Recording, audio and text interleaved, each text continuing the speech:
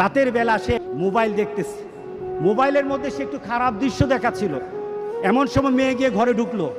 মেয়ে ঘরে ঢুকে দেখলো বাবা তার মোবাইলের মধ্যে খারাপ দৃশ্য দেখছে, মেয়ে দেখে ফেললো। মেয়ে তখন বাবাকে বলল, একটা শব্দ বলেছে, লজ্জা করে না বাবা? মেয়েটা ঘরে চলে গেল।